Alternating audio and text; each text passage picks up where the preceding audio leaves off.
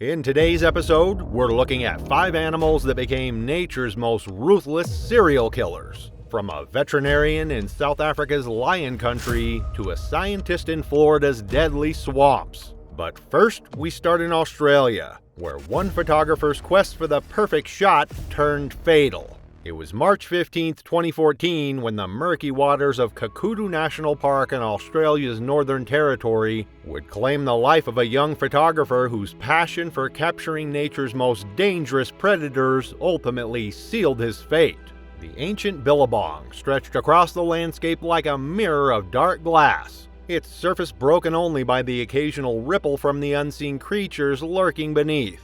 Towering paperbarks and pandanus palms created a natural cathedral around the water's edge, their reflections dancing in the amber light of the approaching evening.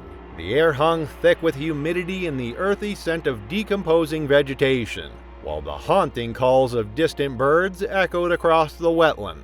Landon Pierce, a 28-year-old freelance wildlife photographer from Melbourne, had spent 3 days in this remote corner of the park, commissioned by National Geographic to document saltwater crocodiles in their pristine habitat. His reputation for getting impossibly close shots of dangerous animals had earned him recognition in the photography world, but also a concerning pattern of pushing safety boundaries. Pierce had arrived with top-tier equipment and an unwavering determination to capture images that would define his career. The billabong represented the perfect opportunity, a known crocodile territory where massive saltwater crocodiles gathered during the dry season. Local rangers had repeatedly warned him about the dangers, but Pierce dismissed their concerns, believing his experience with dangerous wildlife made him invulnerable to attack. As dusk settled over the wetlands, Pierce made the decision that would cost him his life. Ignoring the park's explicit warnings about crocodile-infested waters, he waded chest-deep into the billabong, seeking the perfect silhouette shot against the setting sun. The water felt warm against his legs as he positioned his camera, completely focused on the artistic composition he envisioned. He had noticed several crocodiles basking on distant banks earlier, but assumed they were too far away to pose any immediate threat. Saltwater crocodiles are apex predators that have remained virtually unchanged for millions of years, perfectly adapted killing machines capable of explosive bursts of speed and devastating bite force. These massive reptiles can grow over 20 feet long and weigh more than a ton, with the ability to remain motionless underwater for hours while monitoring their territory. Their hunting strategy relies on patience and the element of surprise, launching themselves from the water with terrifying speed when prey ventures within striking distance. Their prehistoric brains are hardwired for one purpose: to kill anything that enters their domain.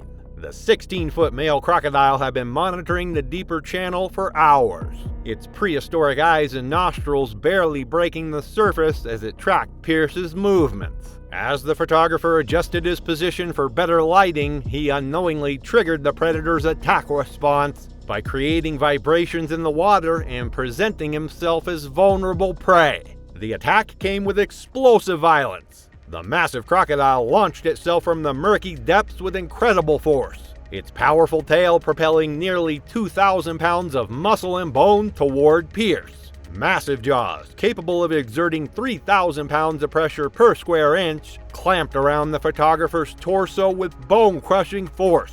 Pierce's ribs shattered instantly under the tremendous pressure as razor-sharp teeth, each the size of a railroad spike, punctured through muscle and organs. The crocodile immediately initiated its signature death roll, a spinning maneuver designed to disorient prey and cause massive internal damage. Pierce's body spun violently underwater as the predator rotated with mechanical precision, each revolution causing further catastrophic injuries. His lungs filled with the muddy water as broken ribs punctured vital organs, causing massive internal bleeding. The spinning continued for nearly 30 seconds, during which Pierce's spine suffered multiple fractures and his internal organs were systematically destroyed. The crocodile then dragged its victim toward deeper water, maintaining its crushing grip as Pierce's life ebbed away. Within 2 minutes, the photographer had drowned, his body disappearing beneath the dark surface as his expensive camera gear floated abandoned on the water's surface. Park rangers discovered Pierce's equipment the following morning, launching an immediate search and rescue operation. His body was retrieved 3 days later from the deeper sections of the billabong. The incident prompted renewed calls for stricter enforcement of safety protocols in crocodile habitats. The attack sent shockwaves through the wildlife photography community, serving as a grim reminder of nature's unforgiving power. Landon Pierce's story showed how quickly ancient predators strike when overconfidence breaks the safety barrier. For Delaney Brooks, Africa's wilderness held its own deadly secrets. It was August 7, 2015, when the golden grasslands of Kruger National Park in South Africa would witness a fatal encounter that would remind the world why lions remain Africa's most feared predator. The vast savanna stretched endlessly under the late afternoon sun, dotted with acacia trees and termite mounds that cast long shadows across the amber landscape. The air shimmered with heat as the day's temperature began its slow descent toward the cooler evening hours, when Africa's most dangerous hunters would begin their deadly prowls. Delaney Brooks, a 31-year-old veterinarian from Cape Town, had arrived at Kruger with her boyfriend Marcus, a 29-year-old aspiring safari guide eager to impress his girlfriend with his bush knowledge. Brooks specialized in large animal veterinary work and had spent years treating African wildlife in rehabilitation centers, giving her confidence around dangerous animals that bordered on reckless. She believed her professional experience with sedated lions and other predators made her uniquely qualified to understand their behavior in the wild. Marcus had planned this romantic camping expedition as both a getaway and an opportunity to demonstrate his tracking skills, hoping to eventually secure employment with one of the park's premier safari companies. The couple had been tracking fresh lion spoor for over an hour, following the distinctive paw prints that led deeper into the park's remote wilderness areas. Brooks was fascinated by the size and clarity of the tracks, estimating they belonged to a large pride based on the multiple sets of prints crossing the game trail. Marcus had grown increasingly nervous as the sun began its descent, knowing that lions become most active during the twilight hours. But Brooks dismissed his concerns with the authority of someone who had handled these animals professionally. African lions are apex predators that have ruled the continent's ecosystems for millennia, perfectly evolved killing machines capable of taking down prey many times their size. Female lionesses are the primary hunters of the pride, working in coordinated groups to ambush and overwhelm their victims.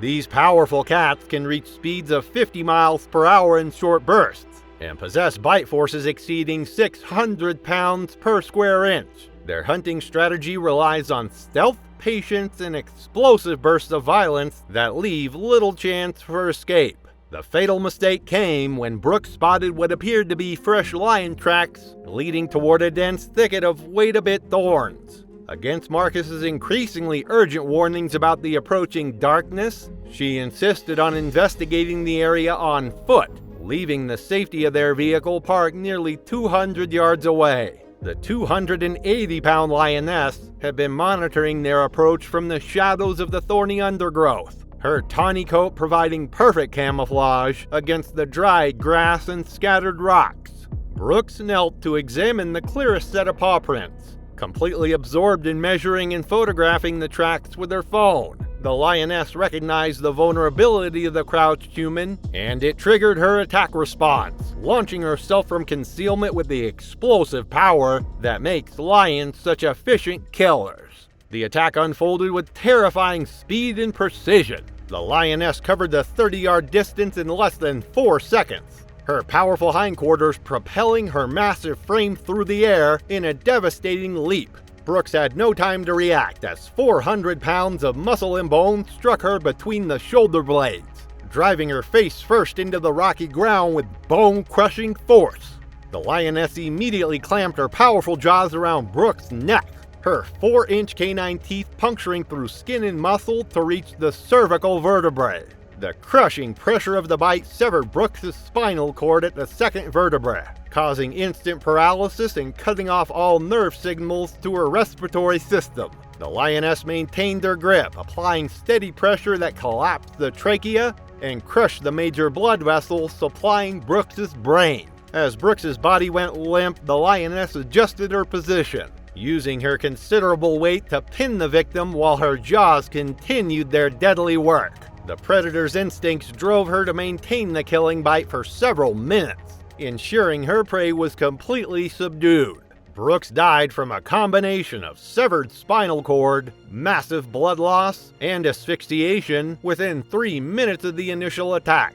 Marcus fled toward their vehicle as the lioness began dragging Brooks' body toward the dense undergrowth, her powerful neck muscles easily moving the lifeless form. The attack had lasted less than 5 minutes from start to finish, demonstrating the lethal efficiency that has made lions Africa's most successful large predators. Park rangers launched an immediate search and rescue operation after Marcus reported the attack, but Brooks' body wasn't recovered until the following morning. The incident sparked renewed debate about tourist safety protocols in South African national parks, with Brooks' family calling for stricter enforcement of vehicle-only wildlife viewing policies. The veterinary community mourned the loss of a dedicated professional whose expertise with captive animals had not prepared her for the reality of wild predator behavior. Delaney Brooks' tragedy showed how professional experience can create dangerous overconfidence in the wild. For Chase Donovan, North America's wilderness held its own deadly encounters. It was September 22, 2016, when the rugged wilderness of Glacier National Park in Montana would become the scene of one of the most brutal bear attacks ever recorded in North America. The towering peaks of the Continental Divide cast long shadows across the alpine meadows, as autumn painted the landscape in brilliant shades of gold and crimson. Dense forests of lodgepole pine and Douglas fir stretched endlessly across the mountainous terrain, while crystal-clear streams carved their way through valleys that had remained virtually unchanged for thousands of years. The crisp mountain air carried the scent of pine needles and the distant sound of cascading waterfalls echoing off granite cliffs. Chase Donovan, a 26-year-old outdoor gear tester from Colorado, had arrived at Glacier with 2 college friends for their annual wilderness hiking expedition. Donovan worked for an extreme sports equipment company, specializing in testing lightweight camping gear under the harshest conditions possible. His job required him to push equipment to its absolute limits, a mentality that had gradually extended to his approach to wilderness safety protocols. He possessed an overconfidence born from years of successful backcountry adventures, dismissing standard safety measures as unnecessary precautions for weekend hikers. His companions, Jake and Ryan, had grown accustomed to Donovan's risk-taking behavior, but trusted his experience in the mountains. The trio had established their campsite in a remote valley, miles from the nearest trail, where Donovan planned to test a new ultralight tent design and minimalist cooking system. Against park regulations and his friends' concerns, Donovan had stored their food supplies in lightweight stuff sacks near their sleeping area rather than using the required bear-proof canisters. He argued that proper food storage was unnecessary in such a remote location, believing that bears would avoid human presence. The decision would prove fatal when combined with his next critical error in judgment. Grizzly bears are among North America's most formidable predators, capable of weighing over 800 pounds and running at speeds exceeding 35 miles per hour. These massive omnivores possess incredible strength, with the ability to flip over boulders weighing several hundred pounds in search of food. Their powerful claws, measuring up to 4 inches in length, can tear through tree bark and human flesh with equal ease. Grizzlies have an exceptional sense of smell, capable of detecting food sources from miles away, and are particularly aggressive when protecting cubs or defending territory during the fall months when they prepare for hibernation. The fatal encounter began when Donovan spotted a grizzly cub foraging for berries near their morning campsite. Instead of immediately retreating to safety, he reached for his camera to capture what he considered a once-in-a-lifetime shot. The 600-pound mother bear emerged from the dense brush 50 yards away, her massive frame moving with surprising stealth through the undergrowth. Donovan's decision to approach the cub for a better photograph triggered the sow's protective instincts, transforming a potentially avoidable encounter into a deadly confrontation.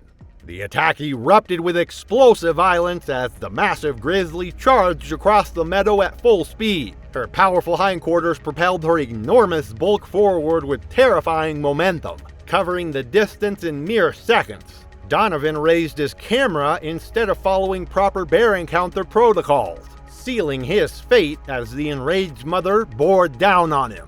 The impact was devastating. 600 pounds of muscle and bone struck Donovan with the force of a freight train, sending him sprawling across the rocky ground. The bear's massive front paws, each armed with razor-sharp claws, raked across his chest and shoulders, tearing through his lightweight hiking shirt and into the flesh beneath. The initial swipes opened deep gashes that severed major blood vessels and exposed underlying muscle tissue. The grizzly's powerful jaws clamped down on Donovan's skull with crushing force, her teeth puncturing through bone and into brain tissue. The tremendous pressure, exceeding 1,200 pounds per square inch, caused immediate fractures throughout his cranium. As Donovan's body convulsed from the massive head trauma, the bear continued her assault, using her claws to inflict devastating wounds across his torso and limbs. The sow's powerful swipes broke both of Donovan's arms as he instinctively tried to protect himself, the bones snapping like twigs under the tremendous force. Her claws penetrated deep into his abdomen, rupturing internal organs and causing massive internal bleeding. The attack continued for 45 seconds of unrelenting violence, until Donovan's movements ceased entirely. Jake and Ryan fled toward their vehicle as the grizzly stood over Donovan's motionless form, her protective instinct satisfied only when the perceived threat to her cub had been eliminated. Death resulted from a combination of massive head trauma, catastrophic blood loss, and multiple organ failure. Park rangers responded within hours of the emergency call, but recovery efforts were complicated by the remote location and the continued presence of the aggressive sow in the area. The incident prompted a comprehensive review of backcountry camping regulations. The outdoor equipment industry mourned the loss of a respected gear tester whose expertise had helped develop safety equipment for countless adventurers. Chase Donovan's tragedy showed how overconfidence in wilderness settings can override basic survival instincts. For Sloan Mercer, the ocean's depths held their own deadly encounters. It was June 11, 2017, when the pristine water surrounding Neptune Islands off South Australia would witness one of the most shocking shark attacks in the region's history. The remote archipelago rose from the Southern Ocean like ancient sentinels, their rocky shores battered by relentless swells that had carved dramatic cliffs and hidden caves over millennia.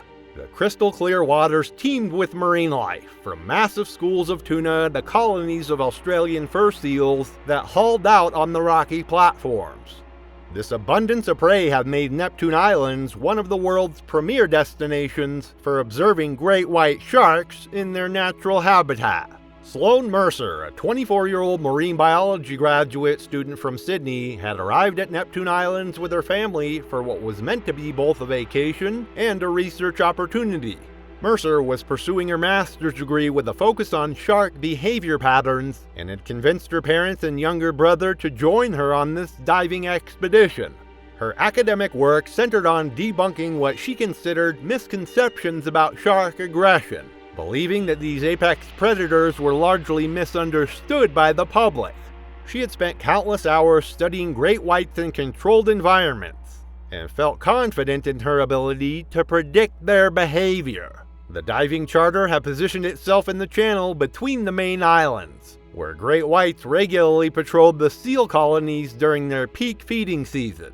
Mercer had specifically requested surface swimming opportunities rather than the standard cage diving experience, arguing that her research required unobstructed observation of natural shark behavior. The dive operators had reluctantly agreed, despite their concerns about conducting surface observations during the height of shark activity. The water temperature was ideal at 68 degrees, with visibility extending over 100 feet in the gin-clear Southern Ocean waters. Great white sharks are the ocean's most formidable predators, perfectly evolved killing machines that have dominated marine ecosystems for over 400 million years. These massive fish can reach lengths exceeding 20 feet and weights of over 5,000 pounds, with triangular serrated teeth designed to slice through flesh and bone with devastating efficiency. Their hunting strategy relies on ambush tactics, approaching prey from below at tremendous speeds before delivering crushing bites that can exert forces exceeding 4,000 pounds per square inch. Great whites possess amazing sensory capabilities, detecting electrical fields generated by living creatures and tracking blood traces across vast distances. The fatal mistake occurred when Mercer decided to swim at the surface during peak feeding hours, wearing a black wetsuit that created a silhouette remarkably similar to the seals that comprised the shark's primary prey source. She had observed several great whites feeding on seal colonies from the dive boat and wanted to document their post-feeding behavior patterns. Against the dive master's explicit warnings about recent increased shark activity, she entered the water with only basic snorkeling equipment. The 18-foot great white had been patrolling the deeper waters beneath the seal colonies, its prehistoric senses finely tuned to detect potential prey. From 40 feet below, Mercer's silhouette against the bright surface appeared identical to a young fur seal, triggering the shark's predatory instincts. The massive predator began its approach from the depths, building tremendous speed as it rose toward what it perceived as an easy meal. The attack came with explosive force as nearly 3 tons of muscle and cartilage erupted from the depths at over 25 miles per hour. The great white's massive head broke the surface with tremendous violence. Its cavernous mouth opened to reveal rows of razor-sharp teeth, each measuring over 2 inches in length. Mercer had no warning, as the shark's powerful jaws clamped around their midsection with bone-crushing force. The initial bite was devastating, with the shark's serrated teeth slicing through her wetsuit, skin, and deep into her torso. The tremendous pressure of the bite fractured multiple ribs and punctured both lungs, while the shark's teeth severed major blood vessels and damaged vital organs. The force of the attack lifted Mercer partially out of the water, as the great white thrashed its massive head from side to side. The shark's powerful bite had effectively severed Mercer's body, causing catastrophic damage to her spine and internal organs. Massive blood loss began immediately, as her circulatory system was compromised by the devastating wounds. The great white released its grip after the initial bite, following typical investigatory behavior. But the damage was already fatal. As Mercer's body floated motionless on the surface, a massive crimson cloud spread through the crystal clear water. The dive boat crew reached her location within 3 minutes, but she had already succumbed to massive blood loss and organ failure. The attack had lasted less than 10 seconds, demonstrating the lethal efficiency that has made great whites the ocean's apex predator for millions of years. The incident prompted immediate changes to shark diving protocols throughout South Australia, with authorities implementing stricter guidelines for surface swimming in known great white habitats. Sloan Mercer's tragedy showed the deadly consequences of underestimating apex predators in their natural environment. For Wyatt Granger, America's wetlands concealed their own ancient dangers. It was April 3, 2018, when the dark waters of Everglades National Park in Florida would claim the life of a scientist whose expertise in wetland ecology couldn't protect him from one of nature's most patient predators. The vast expanse of sawgrass prairie stretched endlessly under the moonless sky, broken only by scattered hammocks of cypress and mangrove that rose like islands from the shallow water. Ancient waterways meandered through the landscape in patterns unchanged for thousands of years. their surfaces reflecting the stars above like black mirrors. Wyatt Granger, a 33-year-old environmental scientist from Miami, had dedicated his career to studying the recovery of American alligator populations in South Florida's wetlands. His methodical approach to research and comprehensive knowledge of alligator behavior had earned him recognition as one of the region's leading experts on crocodilian ecology. Granger worked for the state's Wildlife Management Agency, conducting regular population surveys that required him to venture into the most remote corners of the Everglades during peak alligator activity periods. His confidence in his understanding of these ancient predators had grown over years of successful fieldwork, leading him to gradually relax safety protocols that he considered overly cautious. On this particular night, Granger was conducting a spotlight survey to count alligator populations in a remote section of the park, accessible only by airboat. The technique involved using powerful spotlights to locate the reflective eyes of alligators across the water's surface, allowing researchers to estimate population density and distribution patterns. He had chosen to work alone, a decision that violated standard safety protocols, but one he justified based on his extensive experience. His GPS equipment and data collection sheets were organized on the bow of his small research boat as he methodically worked through the winding channels. American alligators are apex predators that have remained virtually unchanged for over 200 million years, perfectly adapted to their wetland environments through evolutionary refinement. These powerful reptiles can reach lengths of 14 feet and weights exceeding 1,000 pounds, with the ability to remain motionless for hours while monitoring their territory. Their hunting strategy relies on explosive bursts of speed from concealment, capable of launching themselves from the water with tremendous force to capture prey.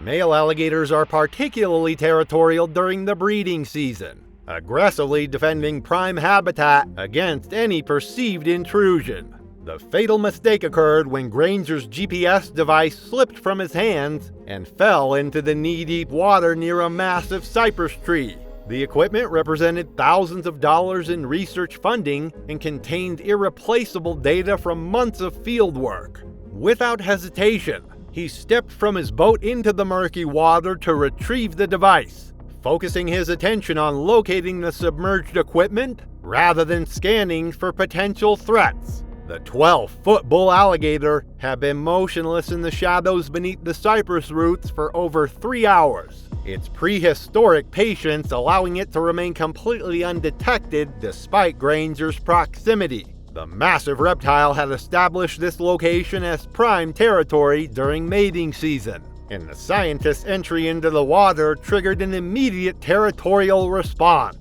The attack erupted with explosive violence as over 800 pounds of muscle and bone launched from the murky depths. The alligator's massive jaws, capable of exerting nearly 3,000 pounds of pressure per square inch, clamped around Granger's right leg just below the knee with bone-crushing force. The impact sent shockwaves through the water as razor-sharp teeth punctured through skin, muscle, and bone. The alligator immediately initiated its signature death roll, a spinning maneuver that has remained unchanged since the age of dinosaurs. Granger's body spun violently through the water as the predator rotated with mechanical precision, each revolution causing catastrophic damage to his leg and lower torso. The tremendous torque shattered his tibia and fibula instantly, while the alligator's grip prevented any possibility of escape. The death roll continued for nearly 2 minutes, during which Granger's body was repeatedly submerged and surfaced as the alligator maintained its crushing grip. The spinning motion caused massive internal injuries as his organs were subjected to tremendous rotational forces. His lungs filled with dark swamp water, as he was unable to maintain breathing during the violent spinning. The alligator then dragged its victim toward deeper water, using its powerful tail and legs to propel both predator and prey away from the shallow area. Granger's body was pulled beneath the surface as the massive reptile sought to secure its kill in deeper channels where it could feed undisturbed. The combination of drowning, massive blood loss from his shattered leg, and internal injuries proved fatal within 3 minutes. The alligator wedged Granger's body beneath a submerged log in the deeper water, following instinctual behavior patterns that allow these predators to store kills for extended periods. His research boat was found drifting empty the following morning, prompting an immediate search and rescue operation hampered by the vast search area and numerous large alligators in the vicinity.